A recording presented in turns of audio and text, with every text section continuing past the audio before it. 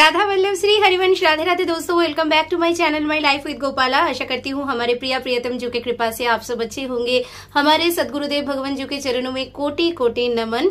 दीक्षा लेने के लिए आप तैयारी कर रहे हो तो एक ही साथ और भी कुछ जानकारी मैं आप लोगों को दे देती हूँ। आपका जो जाप माला होगा कैसा होगा? नीम या तो फिर तुलसी जी का माला होगा। नीम काष्ठ से बना हुआ या तो फिर तुलसी जी के काष्ठ से बना होगा माला, उसी से आप नाम जाप करोगे। जो झोली आप लोगे जाप माला रखने के लिए, उस झोली को कैसा होना चाहिए? उस झोली में कोई श्लोक नहीं, कोई छवि नहीं, कोई चित्र नहीं। हमारे ठाकुर जी के, ठकुरानी के, श्यामा महारानी के, श्री जी के कोई छवि, कोई एक वाक्य, कोई टर्म, कोई भी मंत्र श्लोक लिखा नहीं होगा। एकदम एक कलर का साधारण सा एक झोली होगा। कंठी होनी चाहिए 2 लड़ी का। एक ही माला को डबल राउंड करके आपको कंठी माला धारण करनी है। क्यों 2 राउंड का कंठी माला राधा वल्लभ संप्रदाय में धारण करने की बात बोला गया है? 2 मन मिले एक ही भये श्री राधा वल्लभ लाल। श्यामा श्याम एक ही शरीर में विराजमान है। श्री राधा वल्लभ लाल जो युगल मूर्ति हैं, युगल स्वरूप है, इसीलिए एक ही माला को 2 राउंड में 2 लड़ी का माला बनाकर हम धारण करेंगे। अलग अलग 2 माला नहीं, एक ही माला को डबल राउंड करके 2 माला धारण किया जाता है। जो वृंदावन की रज आती है उसी का एक छोटा सा बिंदी हम माथे पर अंकन करेंगे। तब तक हम लोग तिलक नहीं अंकन करेंगे जब तक हमारी दीक्षा नहीं हो जाती है। हाँ, हम पूरे माथे में रज ऐसे लेप सकते हैं, लेप बनाकर लगा सकते हैं, पर वृंदावन की रज, निधिवन की नहीं। और गृह मंदिर में आप कौन सी चित्रपट या फिर छवि विराज करा सकते हो? हमारे इष्ट की छवि, हमारे गुरु एवं आचार्य की छवि। दोस्तों, छवि के बारे में आप लोगों को क्लियरली बता दूं। मार्केट में एक चित्रपट मिलता है जिसमें श्री हित हरिवंश महाप्रभु हैं, हमारे राधा वल्लभ लाल जी यानी कि हमारे इष्ट हैं, हमारे गुरुदेव जो हैं, हमारे आचार्य। एक बड़ा सा चित्रपट मिलता है, वो ही अगर आप विराज करा लोगे तो आप यही मानो कि हमारे महाप्रभु, हमारे सदगुरुदेव एवं आचार्य के साथ हमारे इष्ट हमारे गृह मंदिर में स्वयं विराज कर रहे हैं। अभी एक चीज बहुत अच्छी तरीके से समझना पड़ेगा दोस्तों।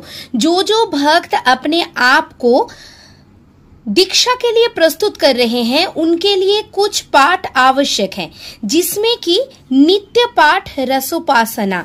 ये नित्य पाठ रसोपासना जो यहाँ पे ऑडियो के हिसाब से भी दिया गया है, इसमें मंगलाचरण, श्री हित मंगलागान, श्री यमुनाष्टकम, श्री प्रियाजू की नामावली, श्री लालजू की नामावली, रसिक नामावली, युगल ध्यान, श्री भक्त नामावली, श्री वृंदावन धाम नामावली, श्री हित इष्टराधन प्रकरण, इष्ट स्तुति, कीर्तन एवं जयकारा, श्री राधा रानी के 28 नाम और पदावली है।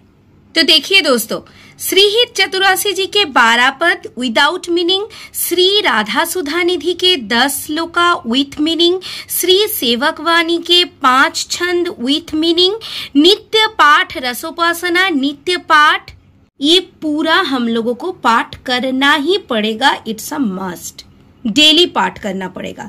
इसमें कोई शॉर्टकट नहीं है, कुछ भी स्किप किया नहीं जा सकता अगर आपको दीक्षा के लिए तैयार होना है तो।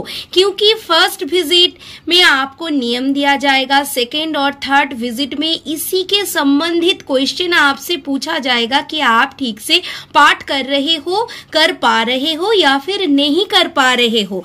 हम अधम मूर्ख मनुष्यजन हैं जो हमारे लाडली सरकार के चरण के सेवक बनने के लिए तैयारी कर रहे हैं और हमारे परम पूज्य श्री हित गुरुदेव भगवान जी से दीक्षा लेने के लिए अपने आप को प्रस्तुत कर रहे हैं। तो हमसे अगर कभी कोई पाठ छूट जाती है, जो मस्ट पाठ है ये सब, इसमें से अगर कभी कुछ हमने स्किप कर दिया या फिर कर नहीं पा रहे हैं हम, तो वहां पर हमें सच बताना है, हमें झूठ नहीं बताना है। अभी देखिए श्रीहित चतुरासी जी का पाठ कैसे करना है। How to read Shrihit Chaturasi ji every day. हमें तो स्किप नहीं करना है क्योंकि हम दीक्षा के लिए तैयारी कर रहे हैं। तो सोमवार आप 1 से लेकर 12 तम जो पद है उसको पाठ करेंगे। मंगलवार 13 से लेके 24 तक पद गायन करेंगे। बुधवार 25 से लेके 36 तक पद गायन करेंगे। ऐसे कर करके जो संडे फिर से आ रहा है वहां पे 73rd से लेके 84th यानी कि 84 तम जो पद है हमारा वो संपूर्ण हो रहा है।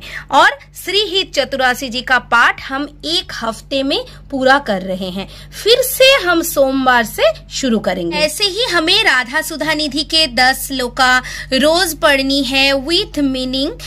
श्री सेवक वाणी के प्रकरण के 5 छंद विथ मीनिंग रोज पढ़ना है। अष्टयाम सेवा पद्धति तो जैसे हमें करना है मैंने बता ही दिया है। और नित्य पाठ रसोपासना नित्य पाठ हमें संपूर्ण पाठ करना है। अभी एक चीज देख लीजिए दोस्तों, जैसे कि अष्टयाम सेवा पद्धति के समय सभी पद पाठ करने का समय नहीं है, इसलिए हमने जितने भी पद स्किप किया था उन्हीं में से 2-3 पद ऐसा है जैसे युगल ध्यान, श्री यमुनाष्टकम, इष्ट स्तुति, ये सब नित्य पाठ के अंतर्गत है।